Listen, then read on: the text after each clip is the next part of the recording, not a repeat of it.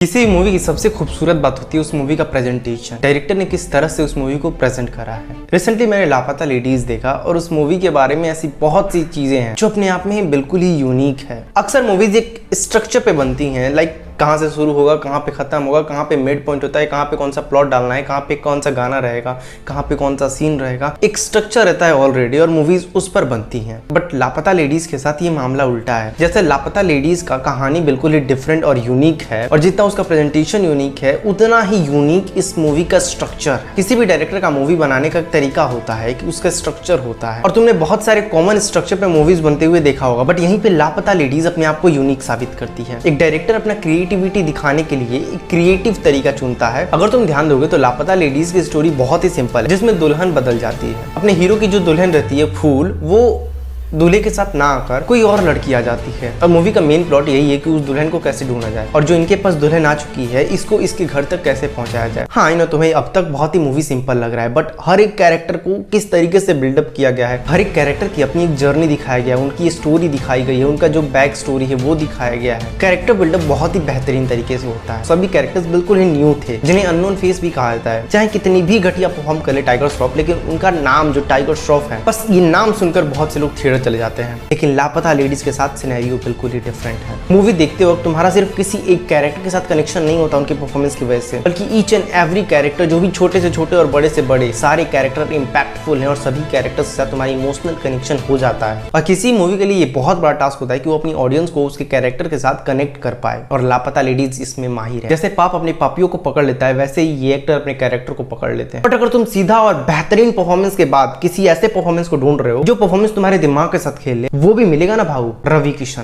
As you know कि रवि किशन ना ही बॉलीवुड के एक्टर है, ना ही बॉलीवुड के एक्टर है, ना ही साउथ के एक्टर है। ये बस एक एक्टर है जिन्हें बस एक्टिंग से मतलब है, चाहे वो इंडस्ट्री कोई भी हो। और लापता लेडीज में इनका परफॉर्मेंस देख के तुम्हारा दिमाग हिल जाएगा। बंदा क्या परफॉर्मेंस देता है, तुम इमेजिन नहीं कर सकते इस बंदे का परफॉर्मेंस कि किस लेवल का परफॉर्मेंस दिया है, जिसमें तुमको ये कैरेक्टर क्लेरिफाई ही नहीं करता कि तुम इस कैरेक्टर से हेट करना है या लव करना है। ये कैरेक्टर बहुत ही डिफिकल्ट तरीके से लिखा गया, लेकिन रवि किशन बहुत ही अट्रैक्टिव वे में इसको प्रेजेंट करते हैं, जो कि बहुत ही एंगेजिंग और बहुत ही लवेबल होता है कैरेक्टर। ये कैरेक्टर अपने आप में ही बहुत ही रियलिस्टिक है। तुम अपने लाइफ में भी बहुत सारे ऐसे लोगों से मिलते होंगे जिनको देख के तुम डिसाइड नहीं कर सकते इस बंदे से हिट करना है, इस बंदे से लव करना है। उसका कैरेक्टर कहीं तुम्हें बहुत ज्यादा पसंद आएगा, कहीं तुम्हें बहुत ज्यादा नफरत करा देगा। बस वही है रवि किशन का कैरेक्टर। वेल, बात करें सिनेमेटोग्राफी की तो मूवी सिनेमेटोग्राफी वाइज बहुत ही कमाल की है। और बीजीएम और म्यूजिक की बात करें तो बीजीएम देखो बहुत ही सेटिस्फाइंग और बहुत ही कूल चल रहा है, और गाने तो ऐसे हैं जो तुम भूल ही नहीं सकते। फॉर एग्जाम्पल आजकल ट्रेंडिंग में चल रहा है सजनी और धीमे धीमे। इस मूवी का बेस्ट पार्ट बताना बहुत ही ज्यादा मुश्किल है, क्योंकि इस मूवी में बेस्ट पार्ट ढूंढने में तुम्हारा हालत खराब हो जाएगा। तुम इस मूवी में चाहे कैरेक्टर की परफॉर्मेंस के बारे में बात कर लो, चाहे कैरेक्टर का डेवलपमेंट बात कर लो, चाहे प्लॉट्स की बात कर लो, या फिर गाने की बात कर लो, या फिर म्यूजिक की बात कर लो,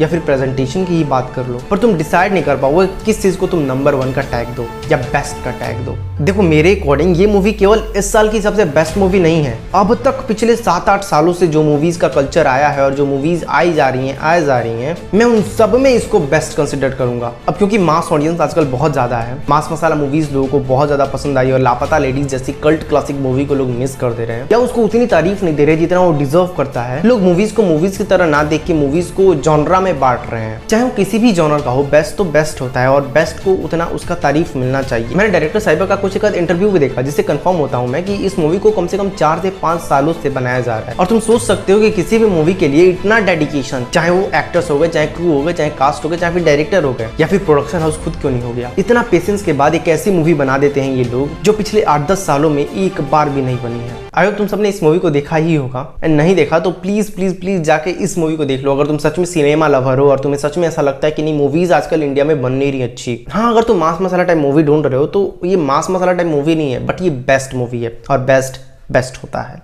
तो मिलते हैं ग्रुप में, तब तक के लिए बाय बाय।